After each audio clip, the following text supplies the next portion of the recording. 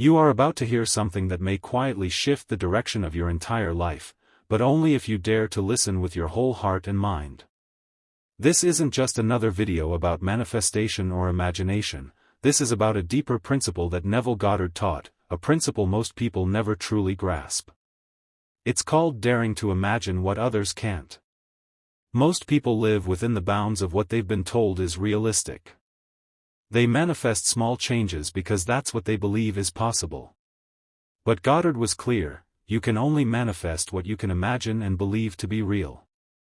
So here's the question, what if you dared to imagine something so bold, so beyond what your friends, family, or even society would call possible, that it sets your soul on fire? Stay with me to the very end of this message because not only will I explain how to do this, but I'll share examples that show exactly how you can apply it to your own life starting today. And here's why you should listen until the very last word, because the last thing I'll say is the missing key, the one mental shift that can finally unlock what you've been trying to create all along.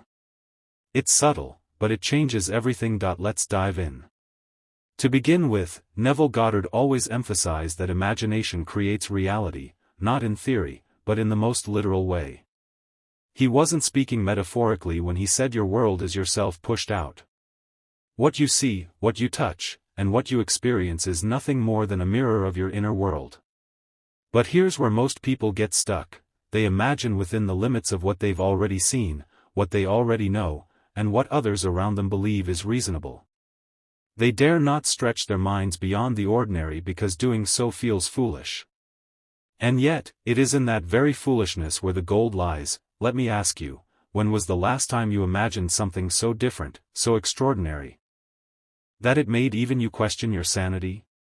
When was the last time you held a vision so bold in your imagination that you almost didn't believe it, but you held it anyway? That's the daring Neville was pointing to. You see, most people want to change their lives, but they only allow themselves to imagine what's considered achievable.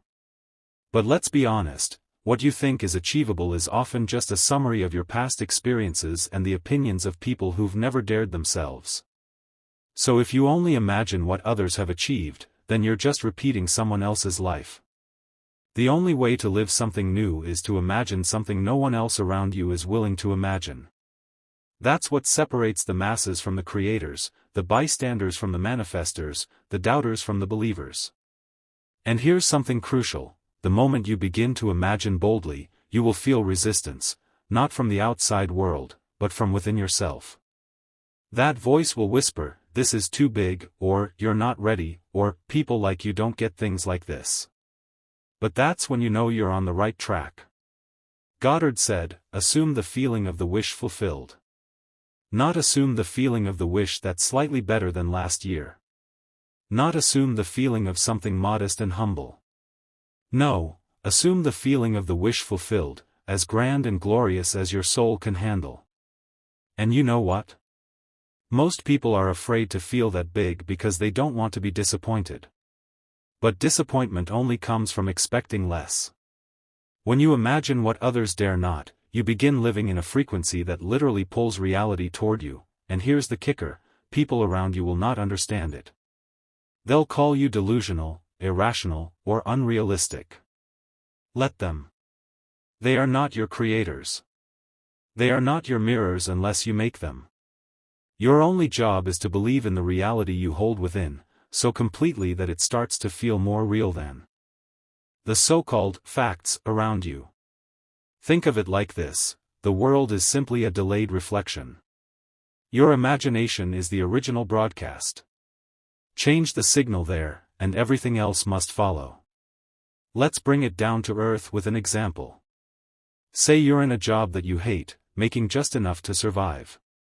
Everyone around you says, well, at least you have a job. You start to believe maybe that's the best you can do. But one night, instead of scrolling through your phone or watching another video telling you to just hustle harder, you sit quietly and begin to imagine something different. Not just a new job, but your dream role, at your dream company, with your dream income, in your dream city. And not in 5 years, but now. You close your eyes and imagine signing the offer letter. You feel the desk under your palms. You hear the voice of your future manager saying, "Welcome aboard." You feel the joy, the pride, the gratitude, not as a hope, but as a reality. You fall asleep in that state. You do this again the next night. And again. No evidence has shown up yet, but you've dared to imagine what no one around you can see. Weeks go by. You apply to jobs with confidence, not because of the resume, but because you already have the job in your inner world. And then, something shifts. You get a call. Not from a job you applied for, but from a recruiter who found your profile. An interview follows. And then another. You're offered the exact position you imagined. The world calls it luck. But you know it's not. It's imagination becoming form. Now imagine using that same power not just for a job, but for love. You've been alone for years. Friends say, just focus on yourself. Family says, it'll happen when you least expect it. But deep inside, you crave partnership. You want someone who sees you, understands you, matches your energy. So, what do? You don't wait. You don't settle. You don't shrink your standards. You imagine. You dare to imagine that someone, somewhere, is feeling the same longing for you. You feel their arms around you. You hear their voice. You imagine laughing with them on a Sunday morning. You don't just wish, they're already yours in the world within. You walk through your day with this sense of takenness, not desperation. Days pass. Maybe weeks. But then you meet them. Not because you chased, but because you aligned. You allowed the world to shape itself around your vision. That is the power Neville spoke of. And most will never know it, because they're too afraid to imagine boldly. Here's where this gets really interesting. Neville said imagination and faith are the secrets of creation. But the faith he spoke of wasn't religious, it was certainty in the unseen. Most people say, I'll believe it when I see it. But manifestation says, you'll see it when you believe it. You must live in the end. You must feel the thing as if it's already true. That is daring. That is courage. That is real creation. So here's what I want you to do, pick one area of your life where you've been playing small. Maybe it's your career, your health, your relationships, or your finances. Now imagine the outcome you really want, not the one you think is logical, but the one that gives you chills. The one you've been afraid to say out loud. And now, assume it. Go into that state every night before sleep. Feel it. Hear it. Touch it. Walk with it. And most importantly, never speak against it. If someone says, that's impossible, you smile. Why? Because it's already done. You saw it. You felt it. It's just waiting for the world to catch up. Before this ends, here's the one thing I promised, the mental key that makes all of this actually work. Ready? You don't get what you want. You get what you are. Let that sink in. If you want something, you're saying it's not yet yours.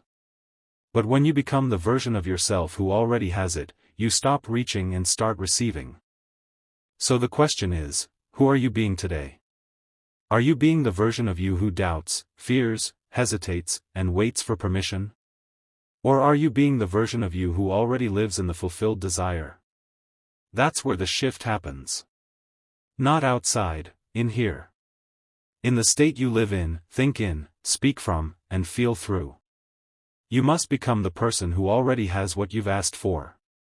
And when you do, you'll see what others can't. You'll move differently. Opportunities will bend toward you. People will say, how did you do it? But you'll know.